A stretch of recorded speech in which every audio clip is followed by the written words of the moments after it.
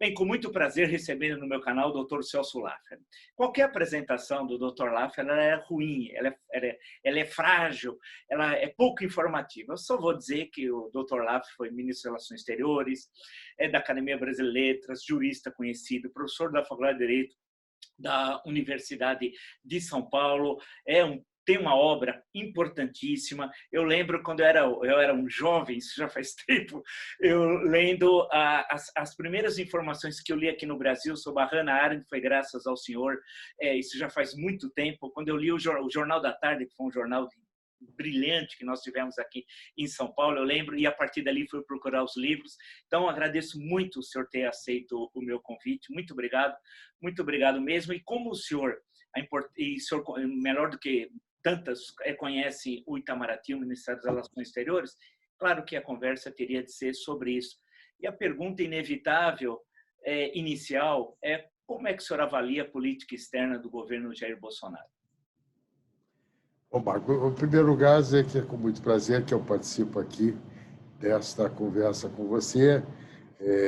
Você é um historiador importante, um analista importante, eu também acompanho tudo que você vem escrevendo no correr dos anos, de maneira que estamos aqui na sintonia de interesses compartilhados e também de uma visão compartilhada de preocupações com o nosso país, com o seu destino e com a sua inserção internacional. É claro que a minha visão da política externa do governo Bolsonaro é a mais crítica possível. Eu acho que ela representou uma ruptura com uma tradição diplomática importante, ela significa uma denegação da maneira pela qual o Brasil, com sucesso, construiu a sua presença internacional. Eu acho que o livro do Recupero, A Diplomacia na Construção do Brasil, é um livro muito esclarecedor do papel que a diplomacia teve para a vida do país e para o seu funcionamento. Acho que o Recupero também destaca, falando muito sobre o paradigma do Rio Branco, a importância de uma diplomacia do conhecimento e que essa diplomacia do conhecimento nos ajudou a lidar com os dois grandes eixos da política externa, que é enfim, o da relativa simetria, que é o contexto da nossa vizinhança, e a importância de termos com os nossos vizinhos uma relação construtiva e de cooperação, e que não é, evidentemente, aquilo que faz, por razões ideológicas e por uma visão equivocada da complexidade do mundo, a diplomacia do governo Bolsonaro.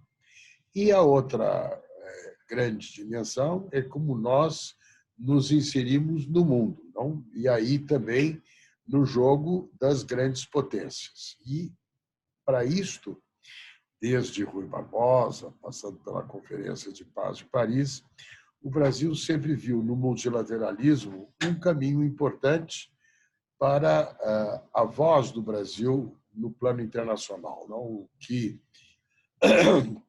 uma definição conhecida e que veio da Conferência de Paz de Paris é que as grandes potências têm interesses gerais e os outros têm interesses particulares. Não, interesses gerais e têm interesses no funcionamento do mundo. E o Brasil sempre percebeu, já desde o século XX, no seu início, que ele tem não apenas interesses específicos, mas interesses gerais na dinâmica de funcionamento do mundo, que isso afeta a nós e a maneira pela qual nós enfrentamos os problemas que temos na nossa agenda interna e internacional. E o multilateralismo tem sido, para o Brasil, uma oportunidade de, no plano multilateral, articular a voz do Brasil. E eu acho que a visão do presidente Bolsonaro e do seu ministro das Relações Exteriores, vendo no multilateralismo uma espécie de conspiração globalista, corta os nossos caminhos de atuação nesse sentido. E, no fundo, se sente à vontade com a ideia do Brasil ser um pária internacional. Eu escrevi recentemente, falando sobre os 75 anos da ONU, e aí estou recorrendo à Hannah Arendt, que você mencionou, que ela dizia, olha, nós somos do mundo e não apenas estamos no mundo. E o Brasil deve levar em conta que estamos situados no mundo e não apenas estamos neste mundo.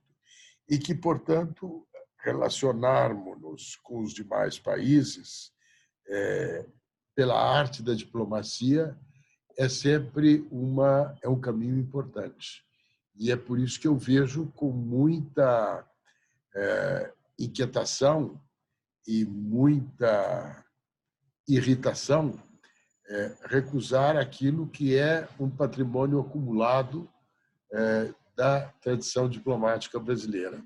Tanto que, você sabe, nós acabamos assinando, os antigos ministros das Relações Exteriores, um documento em que nós colocávamos essas nossas perspectivas. E olha que havia também, no esforço de chegar a uma convergência, as dificuldades naturais entre pessoas que nem sempre viam as coisas da mesma maneira.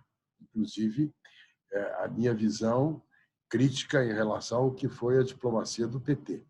Agora, me parece claro que tínhamos todos uma visão de que este patrimônio acumulado da diplomacia brasileira, os seus valores, que estão consagrados na Constituição de 88, estavam sendo desconsiderados. Então, entre eles, a ideia da cooperação entre os povos para o progresso da humanidade, os esforços de integração, a solução pacífica de controvérsias, que são todos temas importantes e nos quais o Brasil sempre atuou no cenário internacional, que estão sendo hoje completamente desconsiderados.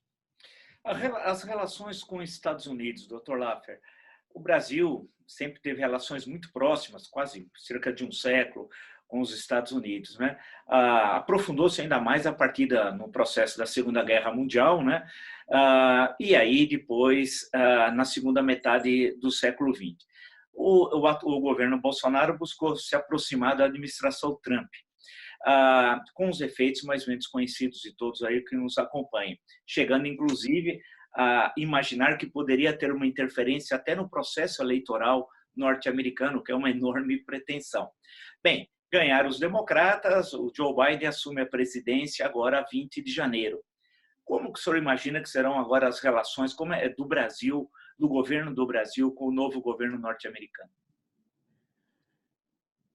Bom, eu acho que o Trump foi, em matéria de política externa e também de política interna, um ponto fora da curva. Porque, na minha avaliação, sempre existiu o que o Schlesinger, o historiador norte-americano, chamava the vital center, não um centro vital. Esse centro vital ia mais para a esquerda ou ia mais para a direita. Não? Por exemplo, com o Franklin Roosevelt foi mais para a esquerda, com o Reagan foi mais à direita. Mas sempre partia do pressuposto de que, enfim, cabia aos Estados Unidos ter com os demais países do mundo, inclusive à luz dos seus próprios interesses, uma relação de busca de caminhos convergentes, não na defesa dos seus respectivos interesses, sem dúvida nenhuma. A ideia do Trump, America First, tal como foi colocado, representou uma espécie de bullying, não? Em todos os campos, em todas as esferas, começando, por exemplo, pela maneira pela qual ele tratou os seus vizinhos, não? O Canadá e o México, e a renegociação do acordo do NAFTA, pela maneira pela qual ele tratou o problema dos imigrantes e dos refugiados econômicos latino-americanos, mexicanos e centro-americanos, pela história do muro. Não? O muro é o exemplo metafórico muito claro da visão do Trump, muro. Não? E este muro significou, enfim, uma postura de grande distanciamento, que se viu no campo, inclusive, agora, mais recente, da Covid, com a saída da Organização Mundial da Saúde, em matéria de comércio, na postura em relação à Organização Mundial do Comércio, em relação ao funcionamento da ONU e assim sucessivamente.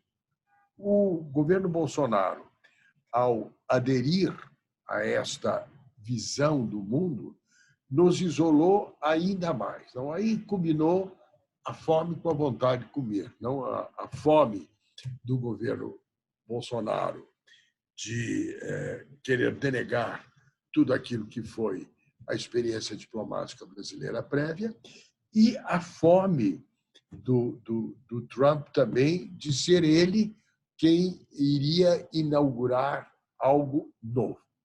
Então, você falou na área, então eu não vou resistir a um comentário.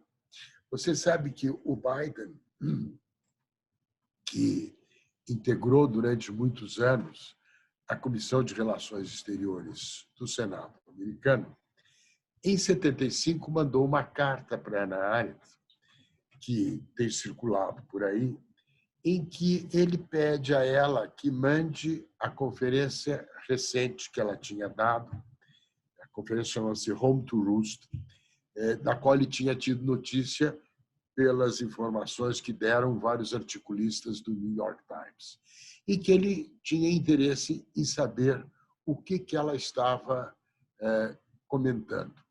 Bom, esse Home to Roost é uma conferência muito interessante. É uma conferência em que ela faz uma avaliação sobre a crise da República Norte-Americana.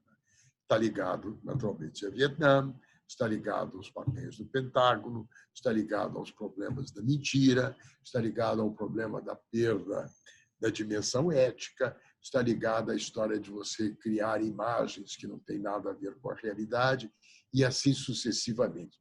Eu acho muito interessante, bom, primeiro porque, naturalmente, é uma oportunidade que eu tenho aqui de relembrar o que diz Hannah Arendt, que escreveu também sobre mentira na política, sobre a desobediência civil, olhando a crise da República nos Estados Unidos no período final da vida dela, final dos anos 60, começo dos anos 70. Ora, esta campanha do Biden, que é uma campanha tão significativa, era uma campanha que se norteou pela ideia de, olha, nós estamos à procura da alma dos Estados Unidos, não do soul dos Estados Unidos, que se perdeu no governo Trump. Então, a campanha do Biden e as propostas do Biden são todas propostas que estão ligadas àquilo que é a tradição norte-americana, ajustada, e, claro, ao contexto atual, onde o multilateralismo tem um papel, onde o problema da cooperação internacional tem um papel, onde o tema do meio ambiente tem um grande papel, onde o tema da matriz energética, da economia verde tem um papel, onde o tema da democracia, dos direitos humanos tem um papel. Então, o Biden sinalizou na campanha dele uma mudança de direção. Vai ser fácil? Não vai ser tão fácil, porque, primeiro, ele enfrenta um Congresso onde ele não terá, provavelmente, a maioria no Senado. Precisa ver aí o que acontece nas eleições na Geórgia. E também porque, dentro do próprio Partido Democrático, ele tem uma esquerda, tipo Bernie Sanders, que quer mais do que a média norte-americana deseja. Não? Então, ele tem uma tarefa equilibradora dessas várias tendências que ele precisa administrar para levar adiante. Agora, é claro que o Brasil é um país importante para os Estados Unidos em várias dimensões. sem dúvida nenhuma, na área ambiental, ele é um país muito relevante. Aliás, o Biden já disse isso em mais de uma ocasião. Então, vão surgir, inevitavelmente, imperativos de ajustes do governo brasileiro a uma nova realidade. Sem dúvida, penso eu, o governo Biden procurará uma aproximação maior com a Europa do que esta que caracterizou o governo Trump em várias áreas, entre elas o multilateralismo, entre elas o tema do meio ambiente. Portanto, para nós, que temos, por exemplo, esse tratado União Europeia-Mercosul, onde um dos pontos delicados é o meio ambiente, estaremos mais isolados ainda com o governo Biden.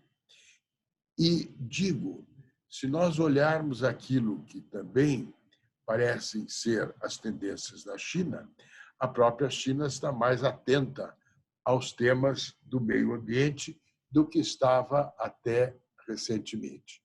Agora, não há dúvida que o Biden vai ter que enfrentar, e é o grande debate político hoje, vai ter que enfrentar a relação com a China, com a qual os Estados Unidos hoje disputam a preeminência no plano internacional. E a China é um ator com recursos próprios de poder distintos dos que tinha a União Soviética. Que o conflito com a União Soviética era ideológico, era um conflito também de valores, era um conflito militar, estratégico militar, mas no campo econômico os Estados Unidos tinham e obtiveram uma primazia significativa. Não é o caso da China, onde, ainda que os recursos estratégicos da China, militares, sejam muito menores do que eram os da União Soviética, do ponto de vista econômico, a China hoje tem condições de competitividade com os Estados Unidos que são muito significativas. No mundo, você tem dois modelos de concorrência, de competitividade, de dinâmica de funcionamento do mercado que disputam com condições relevantes. Então, este é um grande tema e para nós, agora, voltando aqui ao Brasil, nós nos beneficiamos, como um país de escala continental, de uma certa distância dos focos de tensão internacional. Mas a China está presente na América Latina e na América do Sul, está presente no Brasil. Tem essa competição aí no capítulo aí dos meios de comunicação da Hyundai. Agora, eu acho que para o Brasil é interessante se beneficiar deste espaço de liberdade que nós temos, como o Getúlio se beneficiou de um certo espaço que ele encontrou antes da Segunda Guerra Mundial. Perfeito, perfeito. Quer dizer, enfim, fazendo uma observação muito contundente. O governo Bolsonaro, que já estava equivocado no seu isolacionismo, perde a referência mais forte de respaldo aos seus equívocos. Muito boa. Eu queria justamente, foi muito interessante o que o senhor falou, como era a relação Estados Unidos e União Soviética e a diferença da relação Estados Unidos e China. Né, essas questões no campo econômico, enquanto que a União Soviética, por exemplo, a presença na América Latina era em Cuba, não é o caso da China, que tem uma presença quase em toda a América Latina, e para muitos países, inclusive o Brasil, é o maior parceiro comercial. Né? São questões muito mais complexas. Mas antes de eu tocar essa questão que eu queria adiantar para o senhor fez a citação do texto da Hannah Arendt, solicitada pelo pelo Biden quando era senador, durante mais de 3 décadas, eu me lembrei que no Brasil saiu pela editora Perspectiva, que tem um papel civilizatório muito importante, as editoras são muito importantes, a Perspectiva, eu lembro 2 livros dela que acho que, não sei se esse ensaio está lá, no Crises da República e no outro chamado Entre o Passado e o Futuro, né? Que eu acho que pega justamente esse momento que o senhor estava destacando. Isso só para lembrar quem nos acompanha, né? A questão do Mercosul, antes de... Marchiori, você faz bem, e você faz bem de lembrar esse papel civilizatório que a editora Perspectiva teve, o Jacó Gisborne, de oferecer ao leitor brasileiro um acesso privilegiado a obras de grande qualidade. E a recepção da obra de Hannah Arendt começou pelas obras que ele publicou. Perfeito, perfeito. Antes, eu queria passar um pouquinho a América, antes para sair um pouco para o mundo aqui, para o Mercosul. O Mercosul é uma criação, tem a ver muito com os governos Alfonsín e Sarney, né? No momento mais ou menos parecido, os 2 países saindo do regime militar, que tem distinção, claro, o regime militar brasileiro teve certas características, o argentino outra, 2 presidentes civis, o Alfonsín mais avançado, no sentido até de fazer a comissão que deu no relatório Nunca Mais, né, que teve a coordenação do grande escritor Ernesto Sábato, né, mas eles deram esse avanço no sentido de iniciar a construção do Mercosul. Com o passar do tempo, especialmente nesse governo, há um certo desprezo pelo Mercosul, como se o Mercosul fosse uma coisa que atrapalhasse o Brasil. E as sucessivas declarações do presidente da República, ou da sua entourage, de ataques aos membros do Mercosul, inclusive agora, a posse do novo... E a outros vizinhos nossos aqui da América do Sul, né? O presidente Arce da Bolívia foi eleito, eleições limpas, ninguém pode dizer que houve qualquer problema, teve maioria absoluta no primeiro turno, e não esteve presente nem o presidente brasileiro, nem o vice-presidente, nem o ministro das Relações Exteriores, o que mostra uma animosidade com um país amigo, que o Brasil tem boas relações econômicas, um país fronteiriço importante. Então, como é que o senhor analisa a política da América do Sul, no Mercosul, especificamente, do governo Bolsonaro e seus efeitos para o Brasil a médio prazo? Bom, vou me permitir uma pequena rememoração histórica. Você tem toda a razão de dizer que esta mudança significativa no relacionamento Brasil-Argentina, que levou ao Mercosul, se iniciou com Sarney e Alfonsín, que tiveram a compreensão não só de que era importante fortalecer a democracia pelo bom entendimento entre os dois, como também ver no desenvolvimento econômico e na parceria econômica um caminho de sustentabilidade da democracia. Esta relação teve um significado muito importante em 3 vertentes. A vertente econômica, que são o potencial de sinergia da conectividade econômica, e que continua até hoje, porque a Argentina é um dos grandes parceiros comerciais do Brasil, e vice-versa. No campo estratégico militar, porque foi a renúncia da utilização de armas nucleares e foi a criação da ABAC, a Agência de Controle Recíproco de Materiais Nucleares, portanto, algo que teve um impacto na dimensão estratégico-militar internacional, do ponto de vista da desnuclearização, e depois a ideia do fortalecimento da democracia e dos direitos humanos, onde a cláusula democrática do Mercosul. Então, você tinha aqui um conjunto de coisas que funcionavam de uma maneira sinérgica e muito significativa. O que eu estou vendo hoje? Nós também, como região, somos uma região mais heterogênea do que éramos, do ponto de vista político e do ponto de vista dos valores dos mandatários da nossa região. Além disso, nós temos a América Latina do Pacífico, que naturalmente procura os seus vínculos econômicos com o Pacífico, o Chile é um excelente exemplo, tendo em vista, inclusive, que houve um deslocamento vamos dizer assim, da dinâmica da economia do Atlântico para o Pacífico. Isso envolve a China, mas não só a China, isso inclui a Índia, inclui a Coreia, enfim, Singapura, e assim sucessivamente. E, por parte do governo Bolsonaro, e aí volto a um ponto que eu sempre realço, nós somos um país com escala continental. Nós temos muitos vizinhos. Poucos países continentais têm tantos vizinhos. E cada um dos nossos vizinhos incide na nossa vida de maneira diferente. A Venezuela, a Bolívia, a Argentina, o Paraguai. Então, manter um bom relacionamento com os nossos vizinhos, fazer das nossas fronteiras fronteiras de cooperação, é algo que é do interesse nacional.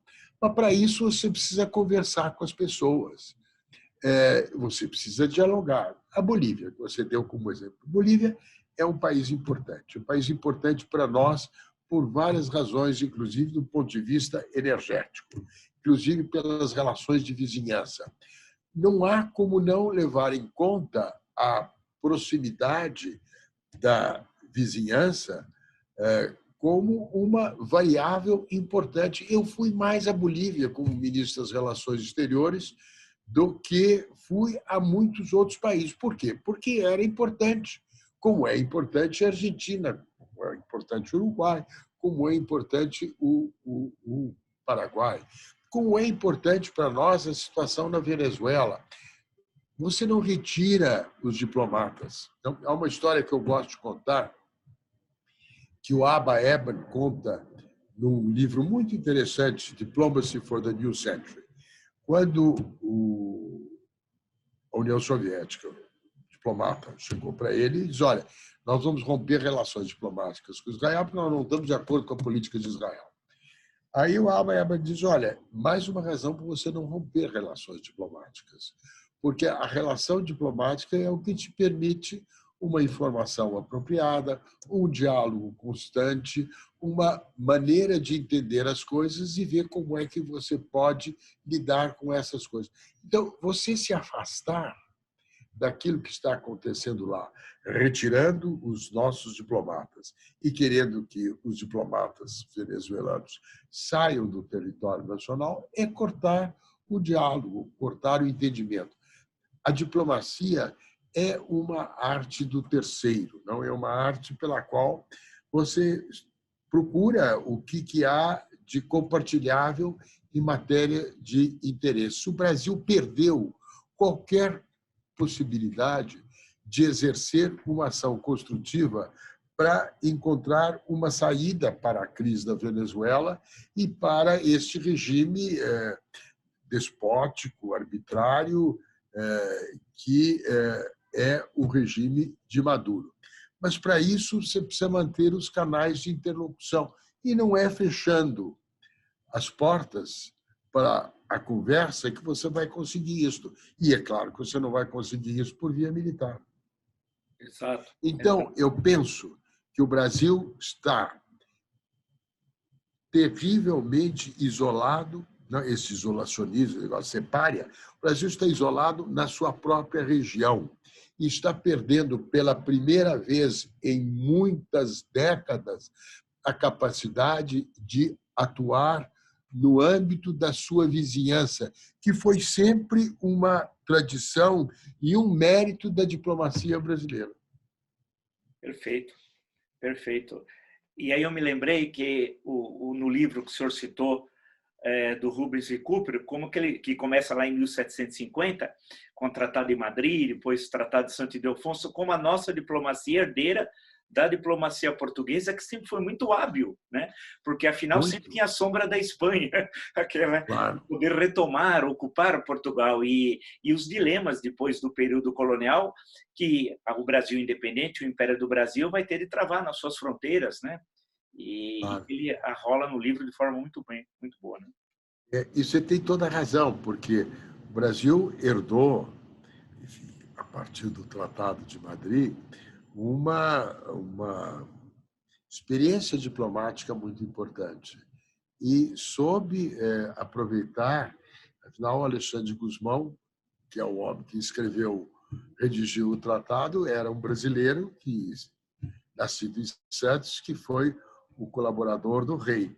Mas é uma tradição importante de usar a diplomacia como instrumento de ação com um país, no caso Portugal, que tinha meios de força militar muito mais fracos que o da Espanha, que o de França de Napoleão, e assim sucessivamente. É verdade. Professor Laffer, a China, para o senso comum aqui dos brasileiros, é uma coisa muito distante, desconhecida, identificada com coisas banais, como a questão gastronômica, banais assim no sentido mais vulgar, com pastel, que mistura chinês e japonês, pessoas não diferem de coreano, é um lugar, ao mesmo tempo, mistura certos preconceitos, isso é o senso comum. Me lembra até do livro do Boris Fausto, Um Crime que Ocorre no Restaurante Chinês, em 1938, Sim, claro. né? Na Copa, inclusive, bate com a Copa do Mundo de 38 na França, aqui em São Paulo. Então, fica sempre essa coisa meio exótica, desconhecida. Porém, a China é o maior parceiro econômico do Brasil, né? Um grande investidor também aqui no Brasil, algo que eu, sinceramente, se eu falasse isso em 1990, que isso ocorreria 30 anos depois, eu nunca imaginaria que esse fato ocorreria. Mas é um dado concreto e, como o senhor destacou, a região Ásia-Pacífico hoje é a região mais dinâmica da economia mundial. Como é que nós podemos estabelecer uma relação sólida com a China? Que transcenda governos, que a cada 4 anos mude, tendo em vista que, pelo andar da carruagem, logo a China será o maior PIB do mundo. Olha, você começa, Marco, por sublinhar um aspecto muito importante.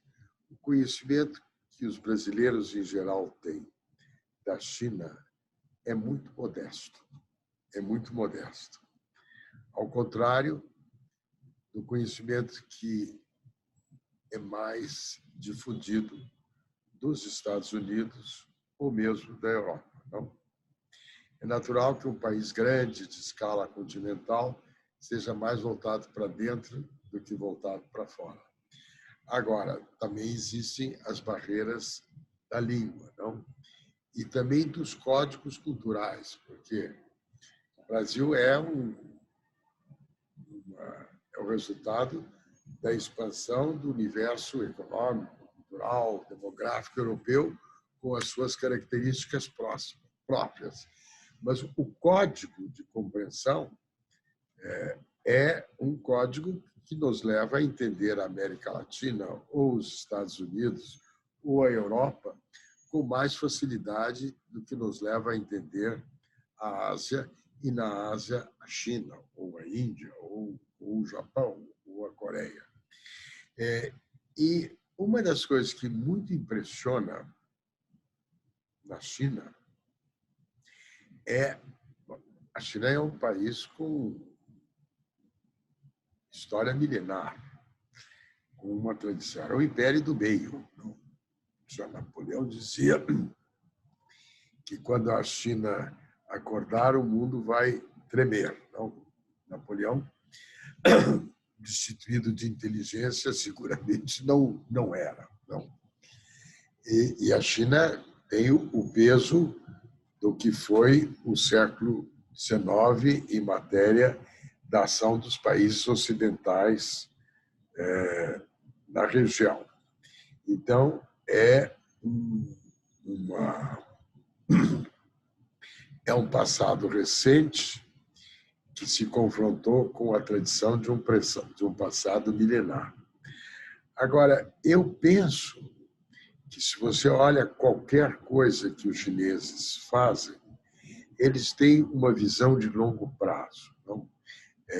Há uma perspectiva de tempo que norteia a ação estratégica chinesa, que para nós é um contraste, porque a tendência ao curto prazo ou à improvisação é muito grande. Bom, eu li várias coisas sobre a China, Não posso dizer que tenha, eu estive na China, não posso dizer que tenha muito domínio.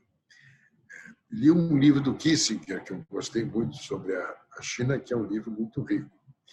E fiz uma reunião da FAPESP, quando eu estava presidindo a FAPESP, que era aquela história da FAPESP Weeks, que era junção de pesquisadores brasileiros de São Paulo, em especial, com pesquisadores da China. E fiquei muito impressionado com a perspectiva de prazo longo com a qual eles trabalham. Então, isso exige de nós, como país, uma capacidade de organização maior do que aquela que temos. Existem pessoas que hoje estão muito mais aparelhadas para compreender este tipo de coisa. O Marcos Yankee, que é meu amigo, que trabalhou comigo no MIDIC, é um que tem um domínio muito grande desses desafios, e outros também, será o Celso Amaral, mas falta muito para nós. E é uma exigência, é um imperativo para o setor público e para o setor privado. Então, se eu penso na empresa, na minha própria experiência empresarial, o mercado chinês é um mercado muito importante. O Brasil exporta, exporta papel, exporta celulose para a China. Então, não é uma coisa de menor relevância, pelo contrário, é uma coisa de grande importância. Então, precisa ter domínio desse assunto e domínio também dos códigos culturais. Então, porque aí você tem que ter uma sensibilidade para entender corretamente o que está sendo dito, o que não está sendo dito, o que quer dizer tal ou qual coisa. Não? Lembro sempre, para fazer aí um comentário, aquela história famosa que perguntaram ao Xu Enlai o que ele achava da Revolução Francesa, eles olham, é um pouco cedo para avaliar. Então, é essa visão de longo prazo que eles têm. Deixa eu aproveitar, algumas vezes em algumas entrevistas aqui do meu canal, Dr. Laff, quando o entrevistado é alguém que teve uma participação na administração pública em momentos importantes da história do Brasil, eu aproveito para fazer uma pergunta sobre essa participação. O senhor esteve à frente do Itamaraty, da Rio, quando ocorreu aqui em São Paulo, no Brasil, a Rio 92, que foi, se eu não estiver enganado, até aquele momento, a maior reunião de chefes de Estado do mundo. E nós estávamos em meio, muitos que nos acompanham podem não se lembrar, a uma crise política intensa aqui no Brasil, que era o processo de impeachment do então presidente Fernando Collor. Mesmo assim, tudo correu maravilhosamente bem, e o senhor que estava à frente da Itamaraty. Como é que foi ser ministro das Relações Exteriores, responsável pela maior reunião de chefe de Estado da história do mundo até então, em plena crise política, e tudo correu tão bem? Olha, é uma excelente pergunta, e é claro que é um tema sobre o qual eu pensei muito. Bom, eu ingressei no ministério do presidente Collor quando ele fez uma reorganização grande do ministério para obter um apoio na sociedade que estava começando a faltar. Isto antes da crise do impeachment, mas antecipando o potencial de uma crise, que era o assim chamado Ministério dos Notários. O ministro da Economia era uma pessoa de grande qualidade, que era o ministro Marcílio Marques Moreira, que conseguiu, no meio do turbilhão, resgatar a normalidade econômica e conseguiu, também com sucesso, adquirir a confiança dos atores econômicos. O professor Goldenberg era o ministro da Educação e assumiu também o Ministério, a Secretaria de Ciência e Tecnologia, de Meio Ambiente E ele era um grande estudioso, e sempre foi, do problema energético, não? E da matriz energética. E ele participou dos trabalhos prévios de negociação que antecederam a própria Conferência do Rio, que eram os trabalhos preparatórios. Você tinha pessoas da qualidade do Adib Jatene, do Hélio Jaguaribe, e assim sucessivamente. O que nos levou depois a fazer aquele tal pacto de governabilidade, que fez com que o Ministério adquirisse uma confiabilidade própria que assegurou a governabilidade em tempos difíceis. Agora, seja dito em benefício e com justiça que o presidente Collor teve uma clara percepção da importância da agenda ambiental. Seguiu uma nova sensibilidade, foi atento àquilo que dizia a Constituição de 88, e ele imprimiu um sentido de direção de lidar com esta pauta na agenda internacional. Olha, eu acompanhei há dezenas e dezenas de reuniões com chefes de Estado e chefes de governo. E quero destacar que ele se saiu admiravelmente bem no domínio dos assuntos e na clareza com a qual ele colocou os problemas. Então, aquilo foi uma experiência muito difícil, dramática, evidentemente, mas onde a ação conjunta das pessoas, que contou com a concordância dele, permitiu levar adiante uma situação dessa natureza. Agora, a pergunta inevitável, que você não fez, mas que você vai fazer, considerando o governo atual, existe a possibilidade de fazer alguma coisa da mesma natureza? Eu não vejo, porque não vejo um ministério com as características que teve o ministério do presidente Collor, capaz de exercer esta ação de confiabilidade. Quando o presidente se dispõe a dizer a todo mundo que integra a lista dos seus colaboradores que quem manda é ele e que a caneta é dele e que ninguém dá palpite a não ser quando ele diz que é para dar palpite, ninguém tem condições de criar uma instância de confiabilidade baseada na sua atuação. O senhor lembrou essa questão do meio ambiente. Começa no governo Collor com uma secretaria especial, que era o Lutzenberg, lá, ambientalista do Rio Grande do Sul, né?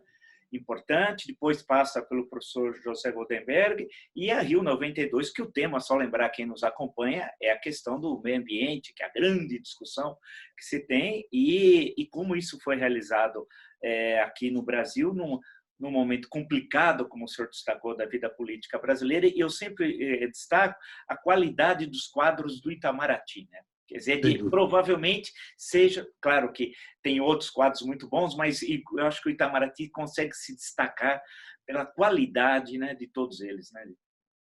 Olha, sem dúvida, você mencionou o Lutzenberg. O Lutzenberg foi uma escolha do Collor, foi uma grande escolha, porque ele era simbólico. Então, assim como o atual ministro é simbólico de tudo aquilo que não se deve fazer, o Lutzenberg era simbólico de, olha, está aí alguém que vai trazer algo de novo. Não? E o Goldenberg, que já estava no governo, tinha, vamos dizer assim, uma serenidade que não era a do Lutzenberg, se bem que ele, Goldenberg, seja uma pessoa muito afirmativa. Mas esta coisa afirmativa tinha, além da sensibilidade, um lastro imenso de conhecimento. Quando foi da Conferência do Rio, muita coisa veio preparada pelo comitê preparatório, mas muita coisa ainda estava em aberto. A Conferência do Rio consagrou a Convenção de Clima, a Convenção de Biodiversidade, e foi na Conferência do Rio que se fez a Declaração do Rio sobre Meio Ambiente e Desenvolvimento, que é a que consagrou o conceito de desenvolvimento sustentável, que é o paradigma a partir do qual toda a temática do meio ambiente, da relação com a economia e a sociedade, foi sendo construída. Mas havia uma quantidade muito grande de assuntos pendentes. Então, eu me confrontei com vários grupos de trabalho que foram criados na conferência para irem equacionando essas dificuldades diplomáticas. Então, eu fiz o seguinte, eu tinha há pouco tempo no Ministério, e eu disse, eu vou chamar todos os cardeais do Itamaraty. Aí, alguns mais prudentes me disseram, mas, olha, você está chamando todos os cardeais do Itamaraty, você não vai controlar esta delegação feita de grandes cardeais. Ele diz, olha, não vai ter problema nenhum. Não vai ter problema nenhum, porque tem problemas muito complicados que cada um deles vai cuidar e saberá resolver. Não vai haver conflito, vai haver um desafio para cada um dessas pessoas de grande qualidade e eles vão querer resolver esses desafios porque sabem que isto é o desejo e o necessário para o Brasil. Então, eu me reunia todos os dias de manhã com o presidente da conferência, que vinha lá de Nova York, que era o Tommy Cole, que era um homem, né? Com o Maurice Strong, que era o secretário-geral, e com o pessoal que integrava a delegação. E eles saíram todos muito bem. Por quê? Porque eles tinham aquela soma de qualificação, de competência que fazem, ou fizeram, pelo menos, do Itamaraty, uma das grandes instâncias de qualidade da administração pública brasileira. É por isso que me preocupa muito ver toda esta soma de conhecimentos e de qualidade posta de lado por uma visão tão tacanha e tão equivocada sobre o papel da diplomacia e dos quadros diplomáticos que o Brasil criou e que estão lá e que podem ajudar o país e devem ajudar o país se for dada a eles a oportunidade de fazê-lo. Perfeito. Bem, eu queria agradecer muito, muito mesmo o senhor por essa entrevista. Acho que foi muito boa a conversa para quem nos acompanha, de entender a importância das relações exteriores para o Brasil, conhecer um pouco de história. Falamos na Harari, que é uma grande pensadora, né? A importância que ela tem no Brasil, né? As reflexões sobre totalitarismo. Acho que grande parte da obra dela está traduzida no Brasil, numa parte considerável, né?